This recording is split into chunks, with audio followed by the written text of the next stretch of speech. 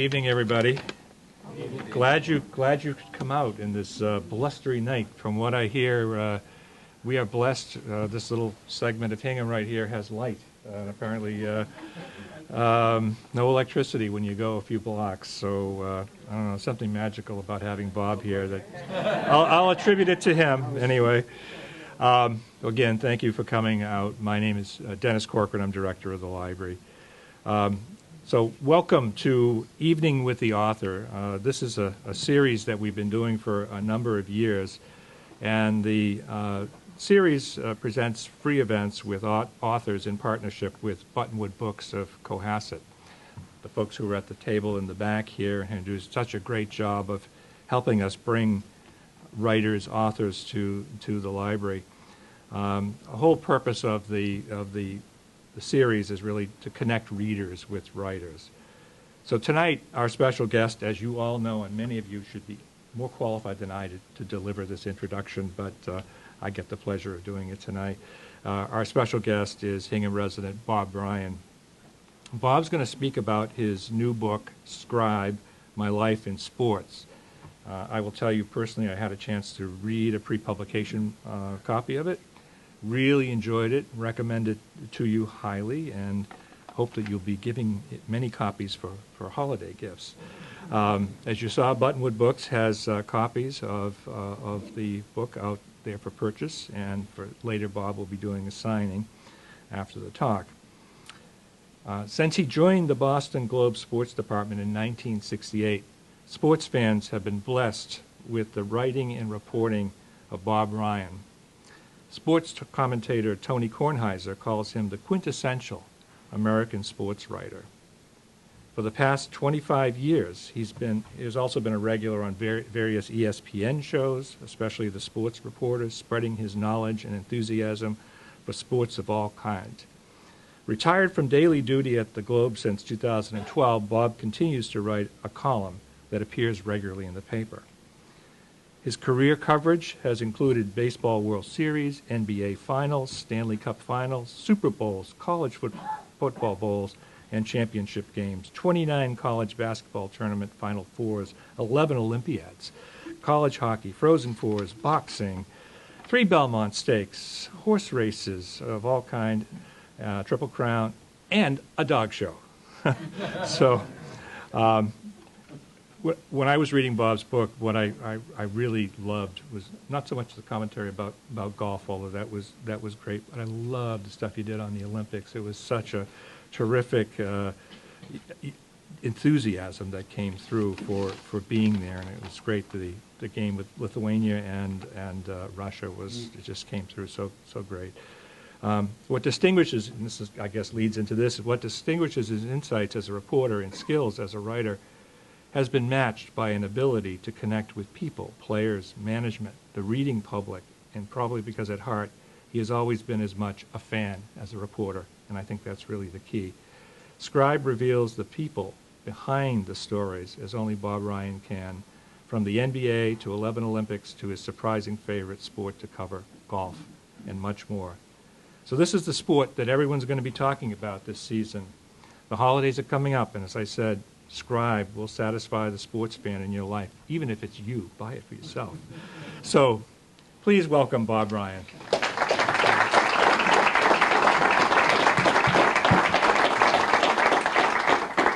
Thank you very much, Dennis, for that very kind introduction. Well, hello, Hingham.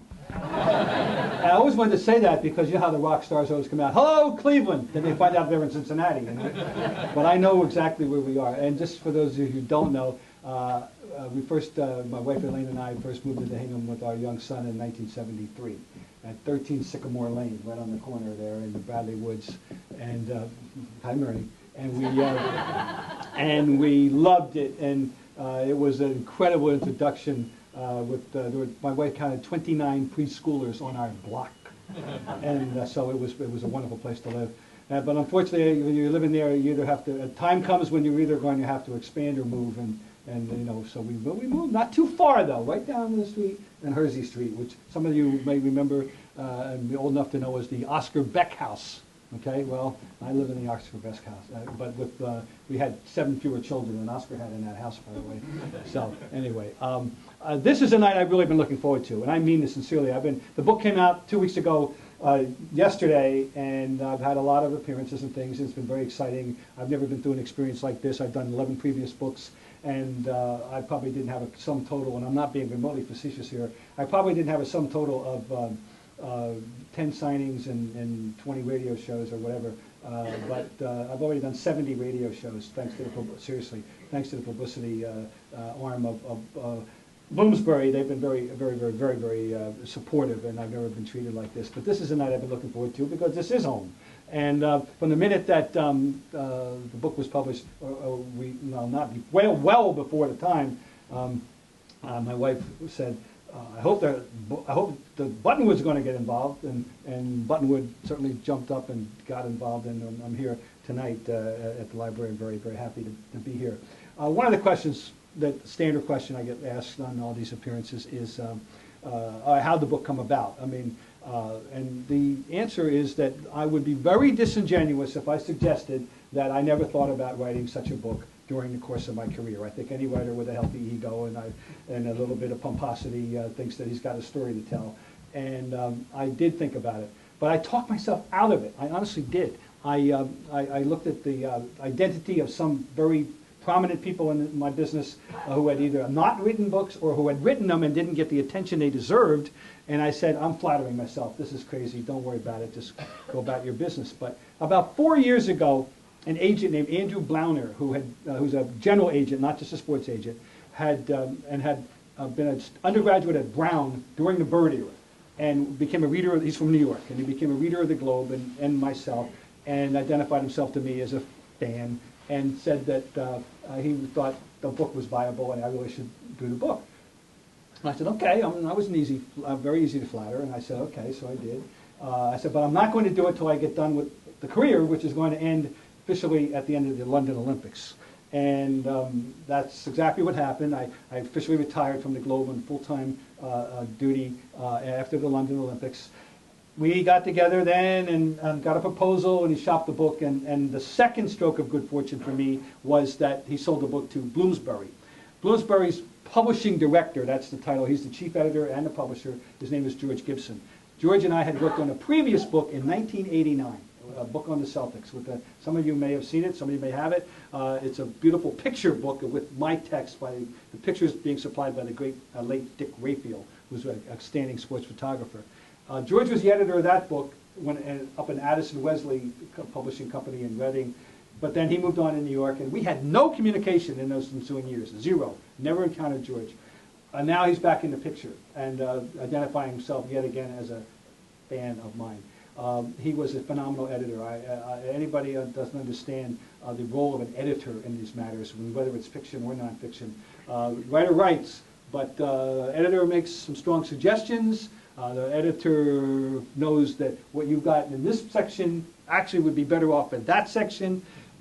He did a masterful job of shaping this thing without changing a word or having me rewrite anything. It's a magical art, and he was fantastic. He was fantastic. Clearly the best editor I've ever worked with, and I'm really happy to have renewed that old relationship, and it's really blossomed into a friendship. And I'm so pleased to be working with these people. The book. I didn't intend originally, I wasn't sure how personal it was going to be as opposed to dwelling on all the professional experiences, the Celtics and the Olympics and all the other stuff, and how personal I was going to make it. But anybody here who has written anything knows that very often, and whether it's a short run, a daily story, or a big picture project like this, the thing somehow takes on a life of its own. I can't explain it any other way. And I find myself writing a little bit more about growing up and specific time and place, Trenton, New Jersey in the 50s, than I had thought I would. And I was very ready, I was ready for George to say, no, enough of that, this is not what we need. He didn't, he encouraged me. Okay, all right, I'm just listening. And I didn't mind that encouragement, I was happy to do this. And so this beginning, I never intended the book to be chronological. It was not going to be, I was born on February 21st, 1946, taking us to, here it is on 22nd of October 2014, and the lights are out at Hingham. No. Nothing like that. I didn't intend that. But I wrote it thematically. I wanted it to be thematic. In other words, chapters on the various aspects. You know, the Celtics, Olympics, international basketball, golf, hockey, football, colleges, ESPN, et cetera, et cetera. But he found a way, without, I said, man, I say it's magic. He found a way to make it the first half reasonably chronological, up to 1988 when I got off the Celtic beat for the third and final time. And then when I became a columnist in '89, to then allow it to become more the thematic way I had thought. So it's kind of half and half. And I don't see if it works. Apparently it works. I also, the big revelation for me was I was able to write about my father. My father died when I was 11. He is the reason why I became a sports person. I mean, there's a DNA or a genetic predisposition or whatever way you want to phrase it, but I was born into a sports-minded family. I do not remember a time, ever, from the earliest recollections of roughly age 4, which I think I would safely say, that when we weren't going to a game, and we weren't preparing to go to a game, or skipping dinner to go to a game, whether it was a local high school, or whether it was college, or whether it was professional baseball, or football, or basketball, or whatever. We were going to games. My father was involved. He was a promoter of public relations, marketing in sports in Trenton, New Jersey, very, very well known there. Then he had 2 years where he was the assistant athletic director at Villanova University in Philadelphia. We spent a lot of time going back and forth to Philadelphia in those years. All I knew was sports in that sense. But the second thing is, well, I talked about my father, and I'm deviating from it, but I had never written about him, and I just had never had occasion to. But he becomes a prominent piece of this at the end because I was really, really happy to get this out there. And in the research, I actually discovered a few things about him I didn't know, and including an amazingly wonderful piece that was written about him upon the time of his death by a writer that I had previously alluded to in the book because of another reason, and now I kind of encounter this column that he wrote about my father, which was very, very touching and important to me, and I quote from it liberally in the book. So that was a personal little, I don't know if the word catharsis is overdoing it, but something, and it was important to me, so I was really happy to do that. The overreaching theme I'd like you to have as a takeaway with this thing is that, and Dennis quoted accurately, I identify myself in this business as a fan who happens to be a writer. That is not the norm, I hate to say. The norm is people who have a strong academic and technical interest in sports, but who position themselves as not to care, and only to be clinical, and only to write what they, as they say, the story. Now, that's okay if you're a general writer, magazine writer, you know, and you just come in and do these stories about people or circumstances, and there's no need for you to be plugged in emotionally. I can understand that if you're there. But I do not understand how people cover teams. You're working in Minneapolis, you're covering the Minnesota Wild, and you're telling your readers that you don't care if they win or lose. You only root for the story. You only want to write about people. Well, but people, they'll all, not all, so many will tell you this.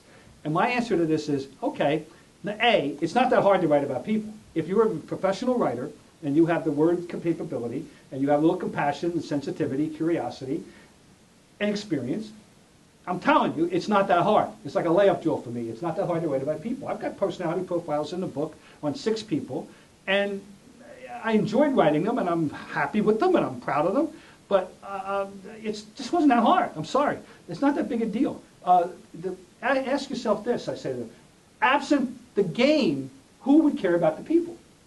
The people come and go. Whether you're talking about the pros, you're talking about colleges, the cast of characters revolves right out through the revolving door. The game endures. So whether if you don't care about the game and outcome and have a curiosity and a fascination about competition, why are you doing this? Why are you doing? Why are you in sports? Why bother? I never understood this, and I always wrote from a point of view of the interest of the fan. You know, which is not to say you don't write as a rooter. You can internally root and care who wins the game. When the game's over, they win, they lose. You go about your business and do it the way it should be done, but from the interest of the fan. And I think that's what I've always tried to convey, and I don't understand why people find that so difficult. I've been chastised for this. And I just say, look, either the results were good or they weren't good. And if I But I think they were good. I think I survived pretty well. I think I've had a general public approval of that approach. So I want everybody who reads the book to come away with the feeling that here's somebody who was predisposed. Well, I think I'm almost predisposed to do this. I do, and let me just back up one more time before I finish that thought. Concurrent with the love of sports was the love of words and writing. I cannot explain that one. The sports thing makes sense. My father, I'm very much a direct, lineage there. The writing thing, I don't know. I just love words, and I like writing. And he would take me to a game, say a Trenton Catholic basketball, the big deal in Trenton in those days, Friday night. But I couldn't wait till Saturday morning to read about the game in the paper. I'm talking about 7, 8, 9 years old. Because until I read about it in the paper, it wasn't validated in my mind. That's just the way I'm wired. And I like to read. And people knew by the time I was 9 that the thing to do to give me was books. And I got a subscription to Sport Magazine, which I'm sure many of you remember, which was irreplaceable in the 50s, and Sporting News, which I know many of you know. But I was 9. And there's nothing odd. To me, there was nothing. They didn't think there was anything odd about that. So it's a two-part word, right? Sports, writing. The writing's more important than the sports. In sports, how many people can talk sports? Hundreds, thousands, millions. That's why Sport Talk Radio is now the #1 radio format in America. It's overtaken country. There were more stations programming sports talk than any other format in America. And that started with one station in 1979, WFAN in New York, and everybody said, well, they're going to do it for 24 hours talking sports, and they're never going to make it. And now it's the #1 format in America because people love to talk sports. Yeah, but you throw them into the garden on with an hour and a half deadline after a game and see if they can write about sports. No. I mean, I'm not bragging, but it's true. And that's my expertise. Look, I can't change a light bulb. The left brain, right brain. No, that's not me. So, but I do well with words. And so the two interests coincided, and I've been able to get all kinds of breaks to be put in the right place at the right time and again, to make it flourish. All right, so that to me, that's the so now back up. I want people to understand. Here's somebody that loves sports, that was fortunate enough to be in position to develop this interest, this aptitude, and had a career that brought him all over the world eventually, thanks to the Olympics and international basketball. In addition to all the standard things that comprise a career in American sports writing, and I loved it. And I was totally grateful for it. And unlike a lot of other writers, and I watched them, I studied them, believe me, and I watched them, I said, oh my God, I don't want to be that guy, I don't want to be that guy, I don't want to be that guy, because they get to be 50, 60, and they're bored, and they're angry, and they're frustrated, and they don't like anything, and blah, it's all negative, and they're miserable, and they're counting the days till they can get the hell out. And no, I never wanted to be that guy, and I never had a problem being that way, because I still like sports. Lane, my wife, will tell you, I have to admit that I now watch more TV sports than I did when I was working officially, because I'm now trying to still stay viable in television. I got to know what I'm talking about. You can't just talk about 1952. I have to talk about last night.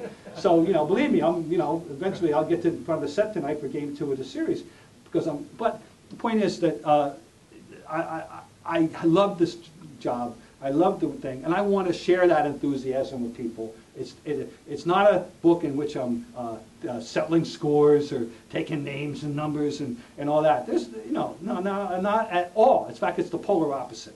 This is somebody who really loved the deal, and I'm really grateful that I was able to live that life. And so that's the takeaway. And I'm just happy about, as I said, the good break for a wonderful agent, and he's become a good friend, a wonderful publisher, who are backing me as I've never been backed, believe me, ever before in my life. And it's really exciting and fun, and I'm just, I'm living a dream right now, frankly, as an author. And the other thing I'll say, leave you before we get to questions, anything, is this. The process was different for me. The other 11 books were all written while I was working full-time. And when you're writing books when you're working full-time, you're writing them on nights and weekends and holidays and vacation, and it's like a giant perm paper hanging over your head every day. It's exactly what it's like. And it's miserable. And you know that old line, I don't know who said it. I've got to find out who said it. I don't like writing, I like having written. Well, I can totally relate to that, okay? But this was an exception. This was an exception. For starting out with, I was able to write with a schedule, like my writing idols, Updike and Roth and all these people. They work, it's their living. They get up in the morning, they go to the office, they write, they have lunch, they go back, they write, and life goes. It's a job. I was never able to do that. Well, this time I was able to do that, and I had a writing schedule, and I stuck to it. And I didn't have to write on weekends. I did a couple Saturdays when my wife was away, but basically I wrote 4 days a week, had a 5th day, which I called, I reserved for my TV, ESPN and Comcast. I called it Make Money Monday. That was my job. You got to put a little cash in the till. And, but otherwise, I wrote on a regular schedule like a real writer. That was a really interesting experience.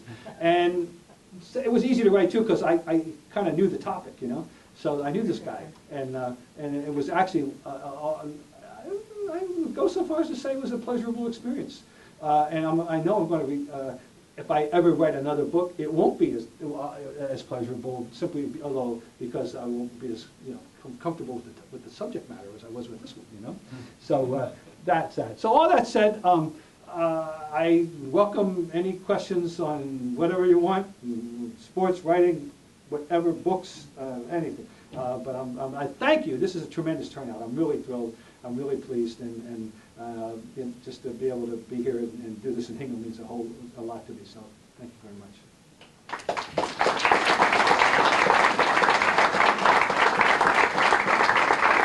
Yes. I don't have a question. I just have a comment. I've never been a big sports fan, so I'm out of. Well, I know. It's a mix. I call that mixed marriage. It's a mixed marriage. But my husband once said to me when I was trying to be more involved and get more involved, he said, read the sports page because you'll find some of the best writing in the newspaper. And it's true. I started reading the sports page, and before long, that was the first thing I grabbed in the morning. It is some of the best writing I have ever come across. Well, I'm so glad you say that. I hope you're specifically referring to the Boston Globe. And not that there's, believe me, I'm a fan. I'm so glad we live in a two-paper town. I can go on and on about that. And we are blessed to live in a two-paper town. I love having the Herald around, and I have many good friends there, and I drive by it and read it every day. So that's that. Thank you. One of the things, the writing level has got over the decades and decades has improved. And it's there's a very high level of writing in sports. And the Globe, I'll just digress a little bit. One of the great pleasures for me was joining the Globe at the time I did in 1969, and that 68 actually, summer intern. The editor of the Globe was Tom Winship. He's one of the great editors of the 20th century. And Tom was not a big sports fan, didn't have great empirical knowledge. He was he was a blue blood, yachting and polo. He knew something about, but baseball, basketball, football, no. But he recognized the value of sports, the sports department in Boston, Massachusetts. Wanted his paper to have as strong a sports department as anybody, and he liked writers. It was a writer's paper as opposed to an editor's paper. There is an enormous difference. I am here to tell you that when Peter Gammons and we started the same day, I hope that name means something to somebody here, when we started the same day as an intern in 68, we were put in a paper that valued writers and allowed us to kind of roam freely. And we weren't restrained in any metaphorical sense with hands behind our back in a stodgy paper with rigid rules and the 5 W's. That's a bunch of horse bleep, okay? 5 W's, no. No, forget that. Anyway, it's a writer's paper, and that I wouldn't have ever become whatever it is I became, nor would Peter if we were put under the restrictions that many other papers had. Winship, it was instrumental, and that was it. The whole paper was full of great writers, but the sports department he really encouraged, and the editors, Ernie Roberts particularly, who I worked for him, was a big fan, a writer's guru, and loved writers. So it makes a tremendous difference, and I was just so grateful. And it was just, it was luck. I almost went to Georgetown. If I went to Georgetown, everything would have been different. Washington versus Boston, the Bullets versus the Celtics. No, seriously, you need it. Let me say this. Any writer in sports, to get known, okay, but before TV, forget this TV aspect of it, which changes everything. You need a vehicle. I call it a vehicle. You need something to write about that's going to attract some attention.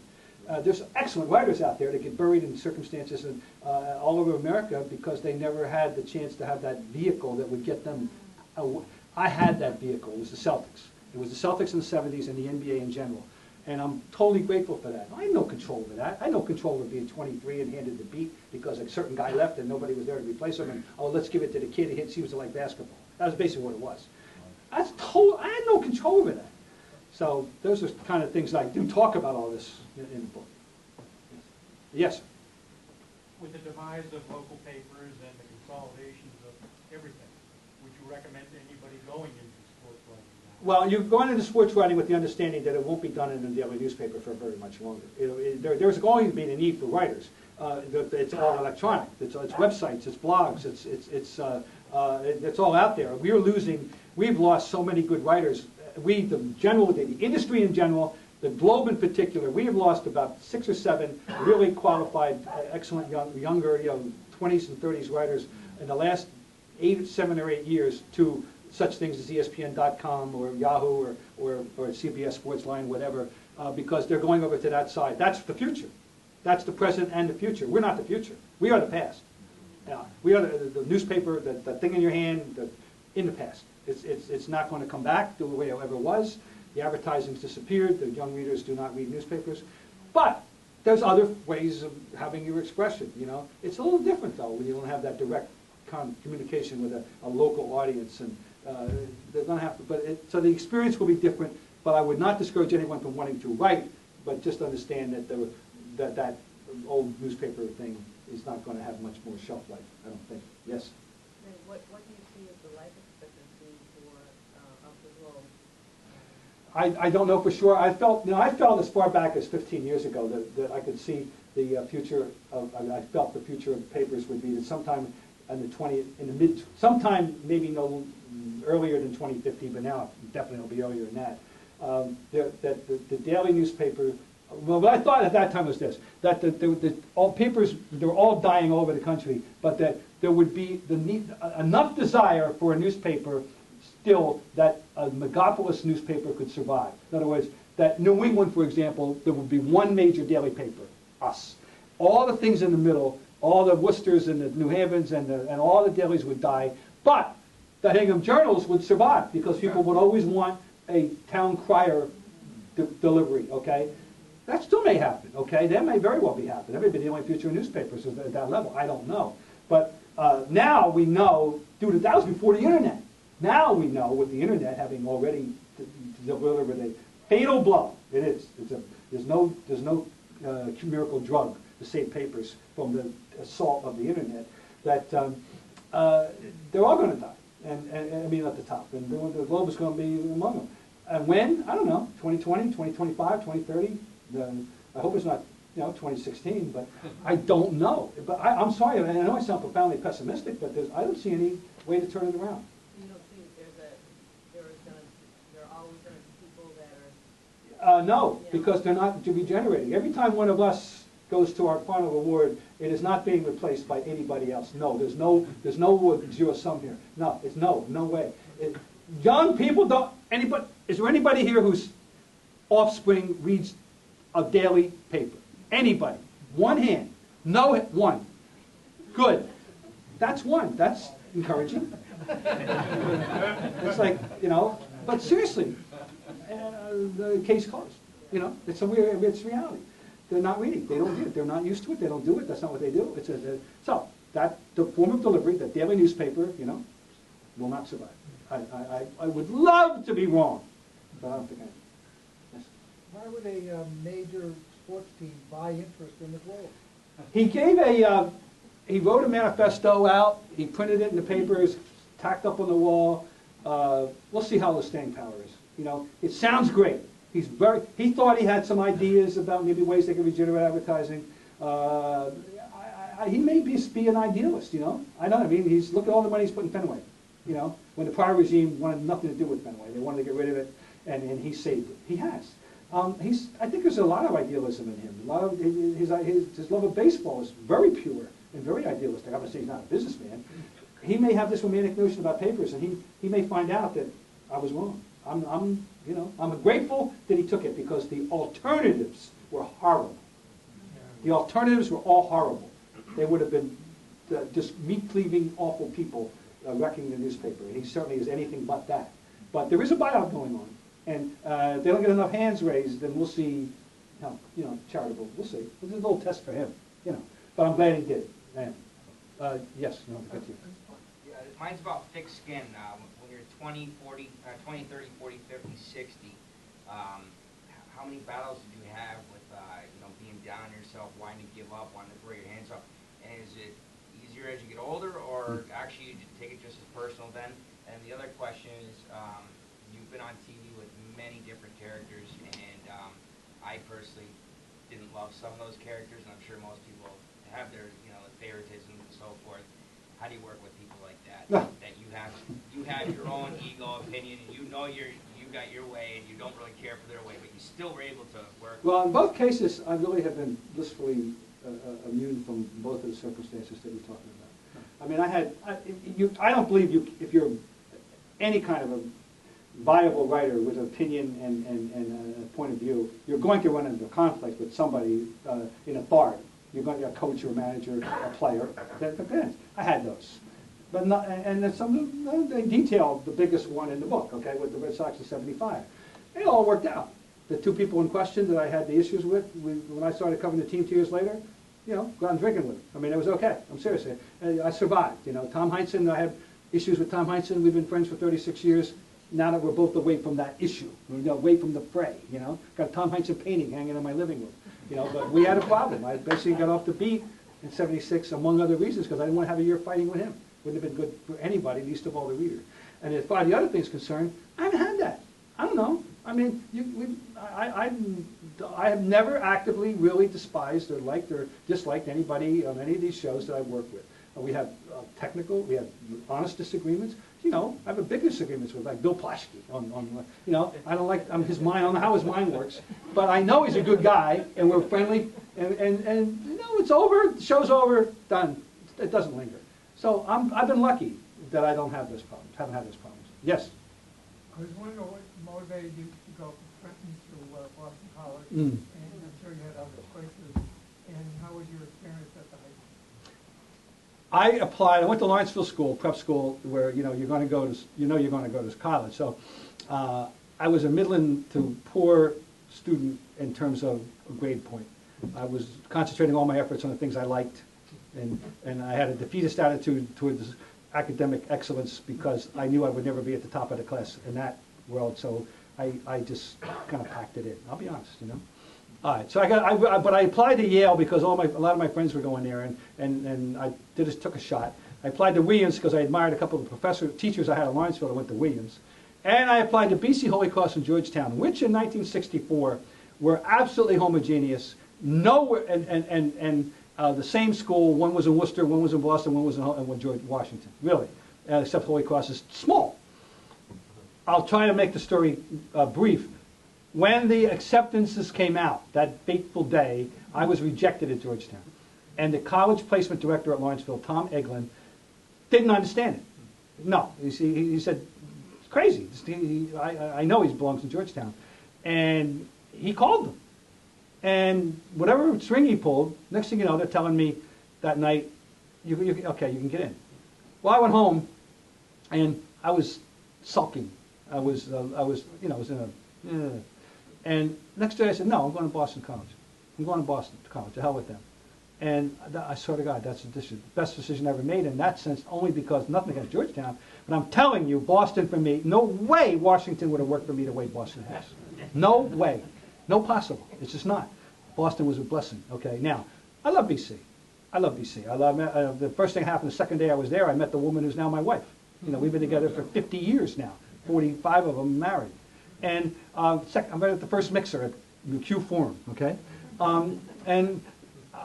But I didn't apply myself there either because I knew what I wanted to do. And I always say I majored in basketball, minored in baseball, and snack bar sitting, And I didn't, it didn't matter. I worked in the school paper. I did 4 years of play-by-play basketball at WVBC. I got through. I majored in history, which was fun for me, and I was in the sports information office adjunct. That's how and it all worked out. I got to the Globe. That was what I wanted. So college, I have to tell you, fortunately, I wasn't wasting too much of my mother's money because it was a little bit different in those days. Now, I got to tell you one thing. Now that he's mentioned college, one conclusion I came to about 15 years ago. There are two things that people in our generation almost universally cannot do. One is repurchase your own house, and two is get into the same school that you went to. I know I couldn't. Now, it's all changed with all those schools. No way with, now I would have had to work a lot harder. Maybe if I applied myself, but not the way I approached it, would I ever get in the PC today or Georgetown. So I was a man in the right place at the right time. Yes? Just started reading before in the first chapter with Dave Cowan. Yes. Which shows what I've been reading my whole life, your columns, is how close you get to the athletes. And given that, two-part question, I guess. One is, were you ever conflicted in doing your job as a covering the team and not violating some sort of personal aspect? And secondly, is it possible today for reporters to get so close to athletes? The first question is, I was conscious of it. I didn't know how far it could go, how you could take it. It's all I knew at the time. I started out with no blueprint. There's no blueprint on how to cover a team. I had this access. It was there for me. No one else, I was there. I was exclusively, they were like my exclusive property on a day-to-day basis. The Herald didn't have a guy go to practice. There was no radio or TV coverage in those days. It was Bob Ryan and the Boston Globe in there every day, in the locker room, watching practice, learning all the plays, doing my story, traveling with them, going out to eat and drink with them. It was natural. And I was lucky the team was good. See, if the team's bad, then there's going to be many more conflicts. And there were a few issues that arose, but particularly between myself and Tom Heinsohn and the conflicts and the players, and what they were telling me and what he was telling me, and they weren't always meshing. And, I had to sift through all that. After 7 years, though, I was only 30. I was worn out with it emotionally, and I knew I couldn't go any further with this. That's as far as it was somehow, some way wearing on me, and particularly the Heinsohn thing. And I couldn't get away from it, and I knew that if I did another year as it was going to be a bad year, and I didn't want that, and it was stupid. The readers would have suffered. I would have been miserable. This was no good, so I got away from it after 7 years, and I was only 30. So the answer is yes, it did wear on me, and I swore that if I ever did it again, I'd never get that close, and I didn't. Now I was close to Bird, but no way as close as I was to Cowens and Havlicek and Silas and Westfall, that bunch. No, I never did that again. But your second part. Well, it's a fantasy. Any writer today reading this it's like reading Jules Verne. It doesn't exist today. It's impossible. So this is never an issue. The only people that have a kind of personal access to players that we had, and I don't know if it's exactly comparable, are the big name TV people. I would suspect that Stephen A. Smith has a contacts list of LeBron and Kobe and all the important people. I suspect that. TV is a magnet that newspaper people can't compete with. And I suspect in football that Mortensen and Schefter and all have the same access. No writer has that access. Nobody. And because the circumstances and logistics entirely different. We just don't have the access to them. You don't go to practice, you don't hang around them, you don't go to travel with them. It's all different. So, the answer is no. It never happened today. I'm glad it happened. It was fun. It was great. And I learned. Basketball. I learned the NBA from these people. It was a tutorial every day. I had Professor Heinsohn, Professor Havlicek, Professor Nelson, Professor Sanders, and I saw things that you're not going to see today. I remember there was a game. I wish. Now I'm thinking about why didn't I put this in the book? Well, you can't do everything. Okay. They played a game in Oakland. Great game. They lose the game by 3. 115-112 was a terrific game. And in 1972. In December. And you know that. Oh, I just know.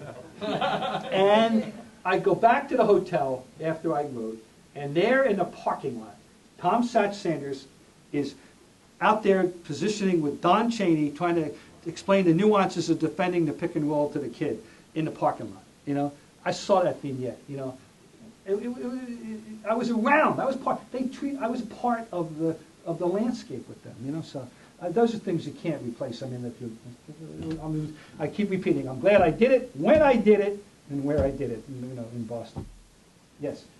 I wanted to ask, with the Celtics that you covered, and even before you covered the Celtics, you have that '60s team with Russell, and then you have the team that you covered so closely in the '70s with Collins and Havlicek and Silas. I always thought that team sort of got lost in the rating of the great Celtics teams. Then you have the Bird, the big three. I'm wondering how you rank that team in the '70s, because I was starting '73, for instance, and I remember you saying this, if Havlicek doesn't hurt his shoulder Right. in the playoff series against the Knicks, Yeah. they'd be Okay, looking at another championship when, here. I wish I had the story in front of me, because when they won it in '08, and the next day I was asked to write just such a piece. I was asked to commit to rate the Celtic teams historically. And of course, '85, '86 is the no-brainer #1. There's no issue there. For me, anyway, I don't say anybody can argue that. Then you have the teams, you know, historically, there were teams in the '60s that, one team had 8 Hall of Famers. So, hard not to, you know, give them good due.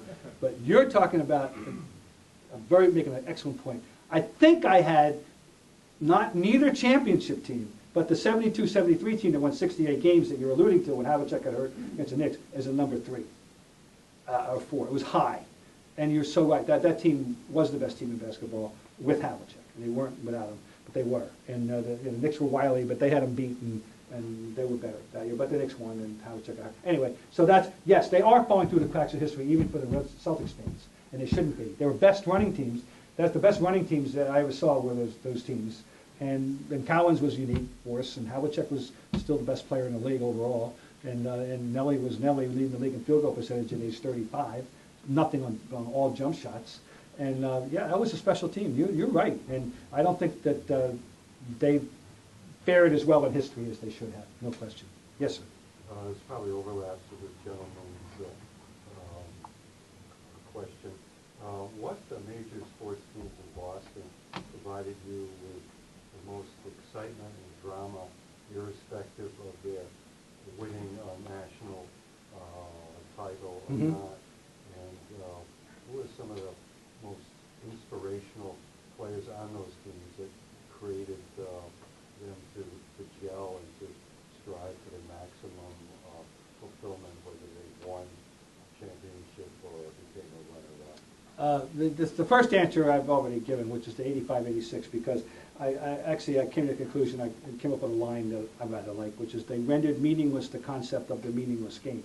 Because every night from January on, once they kicked in gear, they kind of putzed around a little bit in November, December, lost some games they definitely should have won. If they had made a goal to win 70 games, they would have done it, but they didn't have such a goal at all.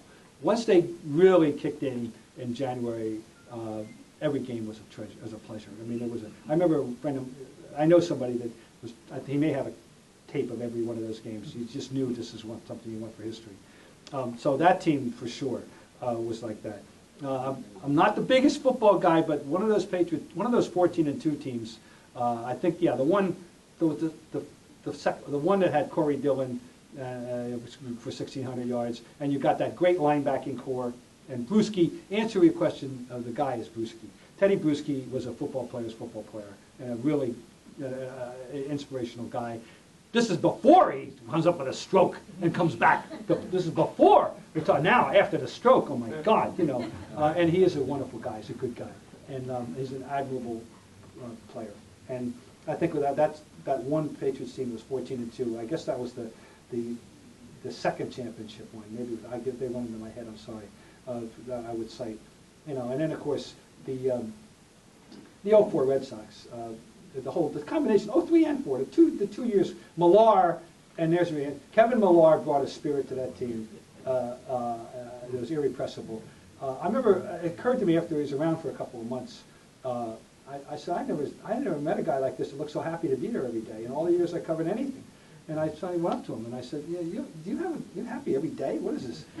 No, and he explained he was a replacement player. Number one, nobody even mentions that. And he escaped the stigma because he was just such a likable person and a contributor. But he came in from the independent league. Every day he had in organized baseball was a gift for him, and every day in the major league was a huge gift. It was Christmas.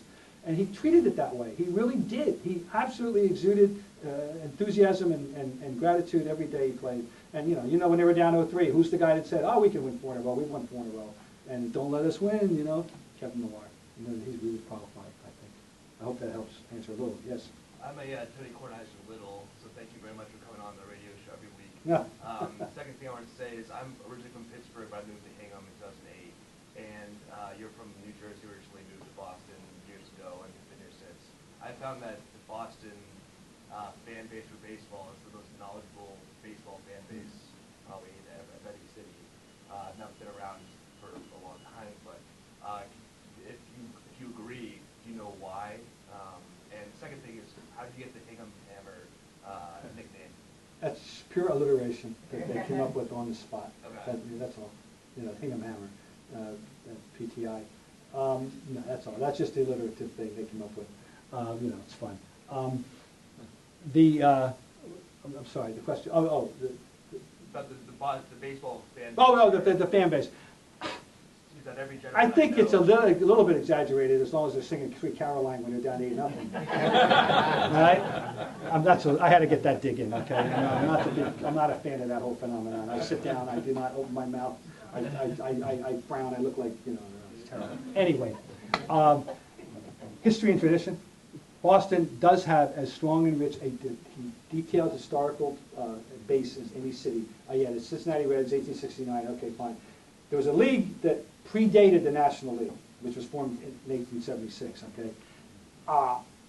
Boston dominated that league. So we have a legacy that goes back to 1871. Then the National League was formed in 1876, and the Red Sox, or not the Red Sox, the Boston team was a charter member National League team. During the 90s, I mean the 1890s, the two dominant teams were the Baltimore Orioles and the Boston team, which had different nicknames, Bean Eaters being one of them. And they won at least 3 times in the 90s. And then the American League comes into being, and we have a team. And in 1903, guess who the first World Series is a participant? Boston Red Sox. And just that tradition. So we're talking about great-grandfather, great-great-great-grandfather passing it on. I think that's really part of it. I really do.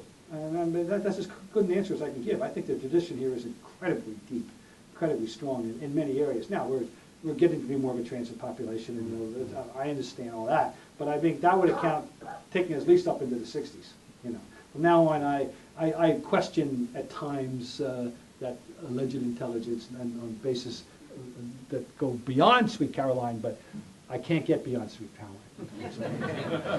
Yes. As you said before, you're one source of like sports news on your newspaper. In the process of like sports writers now, with like the addition of like blogs and websites, entirely different from it was before. It's number one. All the advances have given every fan a voice. Every fan can have a voice. Twitter, blog, you do it yourself. Easy. It's changed the dialogue. And it's confused it in the eyes of the athletes and the participants sometimes, you know, because they kind of don't pay strict attention to where the criticism, if that is coming from, they don't like it. You know, it's muddied the waters a little bit for the writers, but it's perfectly fair, you know. Oh, look, to be a fan today, you could spend 24/7. I mean, you're saturated with opportunity to accumulate information, to express yourself that we did not have. You know, I mean, I mentioned earlier about reading sport magazines, sporting news. You needed them.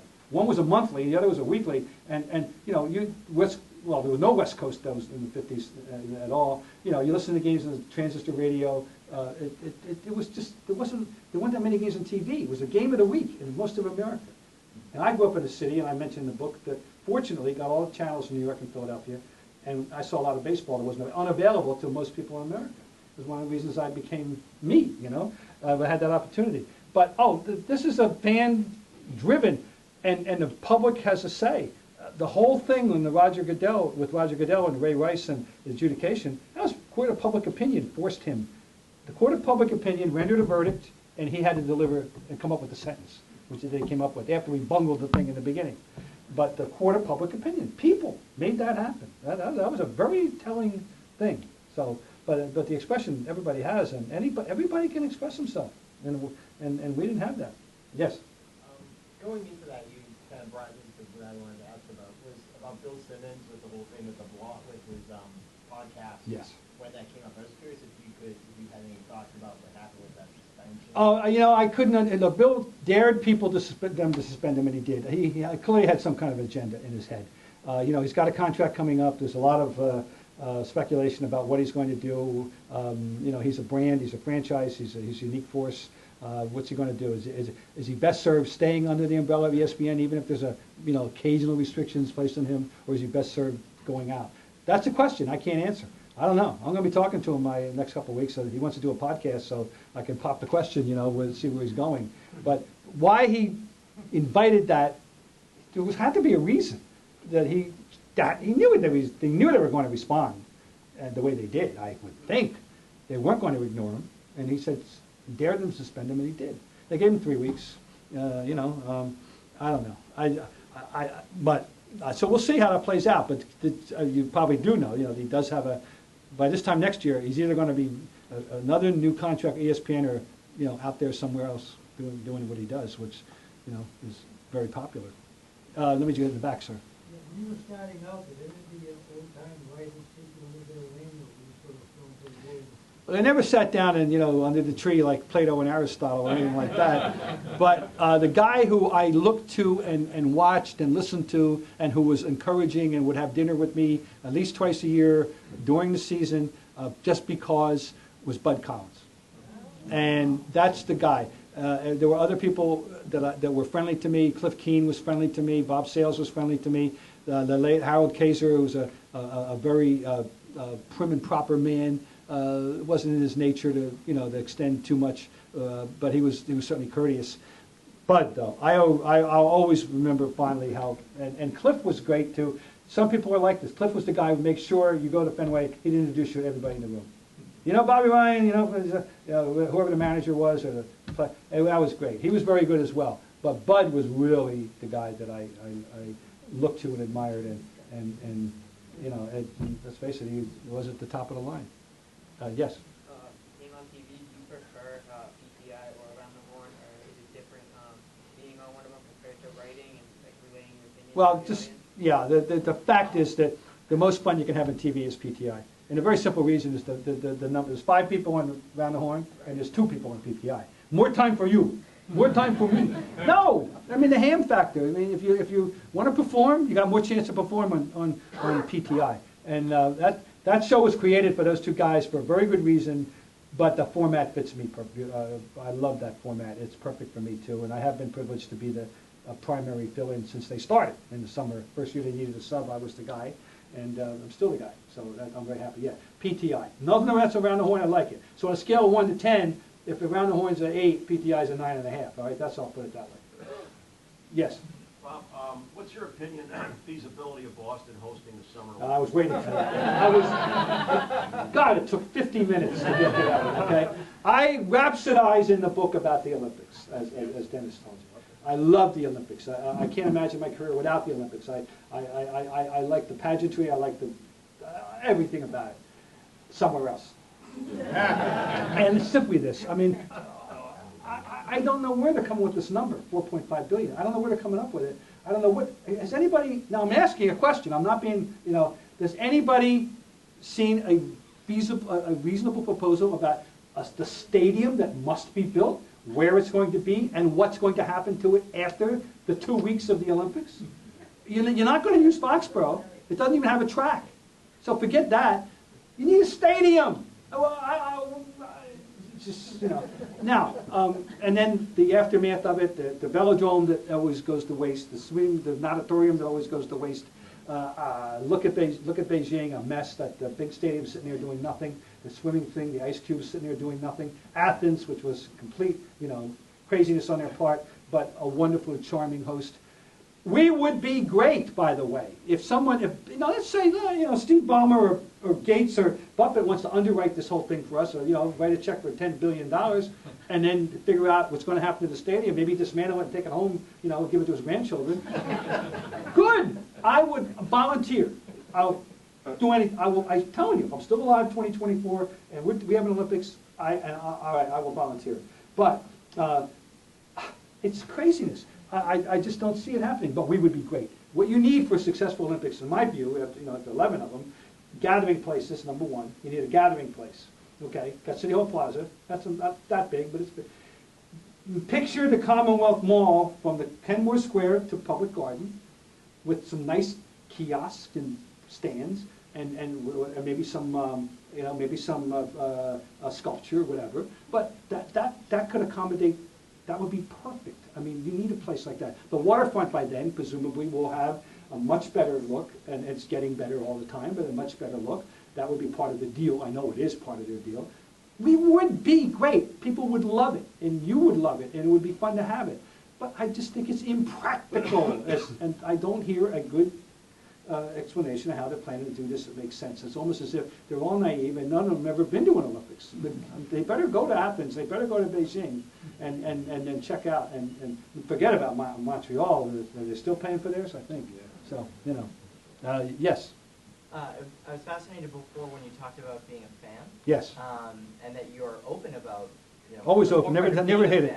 So I remembered when the Red Sox won the World Series, it was just a fascinating moment on TV. I don't know if you remember, but Gabe Kapler and Peter Gammons, when Gabe said, "Come on, Peter, admit it, you're happy about this," and Peter wouldn't do it. He was just like, he didn't really show his enthusiasm. And I always saw that as, geez, Peter Gammons wants to show. He's a much bigger fan than I'll ever be. I'm sure he just believe me, I know Peter very well. You know he's a passionate Nobody. fan, and Gabe Kapler was right. Yes. I'm sure that was the happiest moment in Peter You could, you know, it'd be very easy. There's a way to handle that. I don't know why Peter did that. Who's he kidding?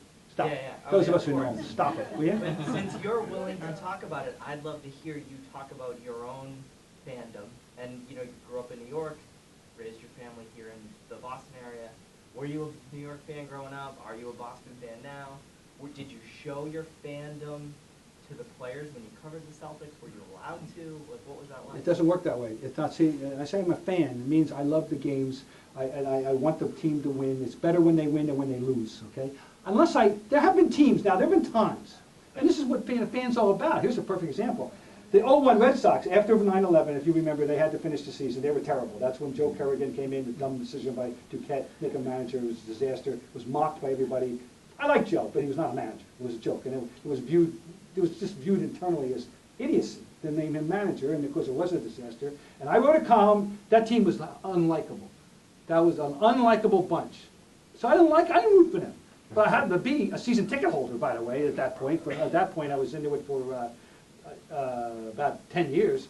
And, you know, but I went because I love baseball. But I didn't root for them. If they win, they lost. I didn't get excited about it at the time. But I wrote a column which I said, I think I had 19 games left, okay, after 9/11.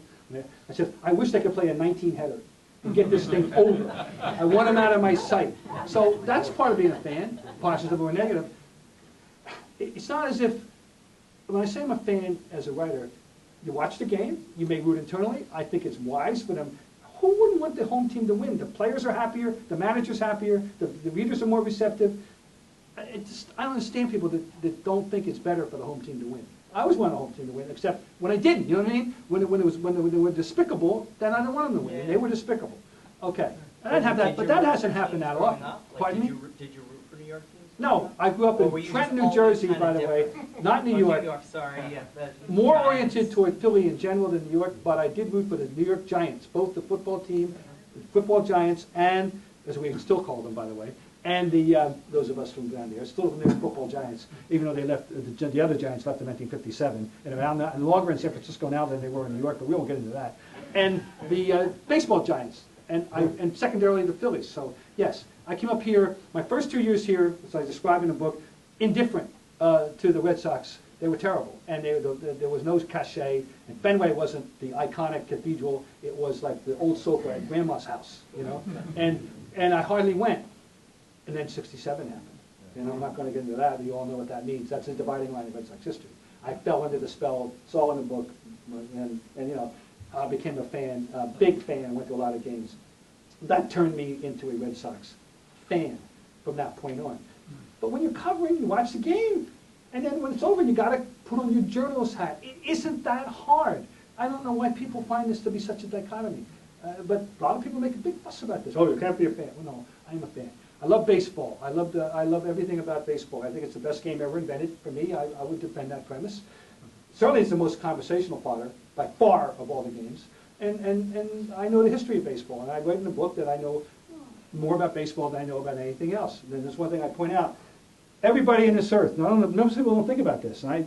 But I don't care if you're a Kalahari Bushman or if you're, you know, Charlie Baker. Every person on this earth knows more about one thing than they know about every other thing. Everybody in this room, you probably never thought about it, but you know more about something.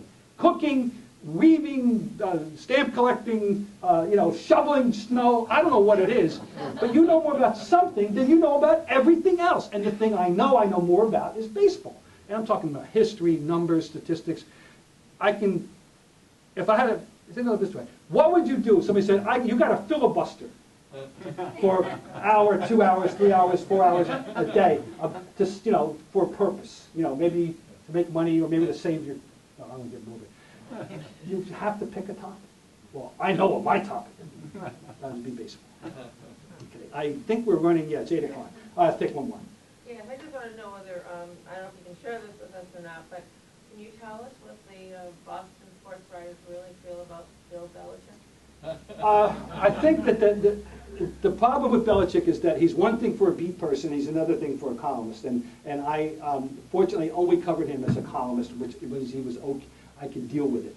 If you're a beat person and every day you got to get information and you got to get the meat and potato stuff, and he won't dish and he won't do it and he makes your life difficult and he withholds information and then gets arrogant and rude and all that, you know, it's difficult. If you're a writer, a columnist, and you're watching this, you can write about that. You can say he was a, you know, fill in the blank again, you know, or, and the other thing about him that I don't think that was, that I've always observed, and maybe I'm out there, maybe I'm wrong, but I don't think that the local media press, printed press in particular, has taken full advantage of what he has to offer. In other words, if you're covering the team, I'm going to presuppose you like football. You know, I mean, it might be a job for some people. I mean, if I covered football, it would have to be more of a job than a passion, but I know enough about it to do it. He is so eager to share this knowledge that he has that surpasses empirical knowledge of football, that may surpass that of anybody in the league. Anybody, okay? And it's a week goes on, and by Friday, when the practices, game plan's in, and it's an easy day, you push the right button with him. He'll go hypothetical, which a lot of people won't. History, oh my God, does he know football history? Theory, technique about positions, push the right button. You get him gushing about football, and he's a different person. They never seem to want to do that. And to me, it's foolish. And so, but he's very complicated, you know, in terms of, he doesn't care about the image he presents, okay. But there's a whole other guy there, you know, I'm speaking about a Hingham resident, by the way, I'm sure some of you may be his neighbor, I don't know. But, you know, the guy who went on tour with Bon Jovi, the guy who, you know, the guy who was the other man in a marriage, you know, breaking up a marriage. Who knew that guy existed, you know, but he did, I mean, it's real. And, whoa, you know, when did he find the time? Who knew? I don't know. But that guy, so there's a flesh and blood guy there, you know, for the few people that get to see him. I had one social encounter in all those years. At the Jacksonville Super Bowl, he has had a policy during the Super Bowl years of inviting selected members of the media for a small dinner with his aide. You know, he's got this aide Burge, the mysterious Burge Nigerian. That's his right-hand man. And there were like about 6, 7 people. I sat right across from him for 3 hours. We started out, we had an icebreaker with a mutual friend in coaching fraternity. That was a little icebreaker. And he was terrific. He was charming, you know. And so he can, but he's compartmentalized. He's not hired to smooze the media. He's hired to win football games. That's the way he looks at it. And doesn't care about what you think, I think. He just wants to win games, and as long as Bob Kraft is happy, he's happy. Well, thank you. Thank you.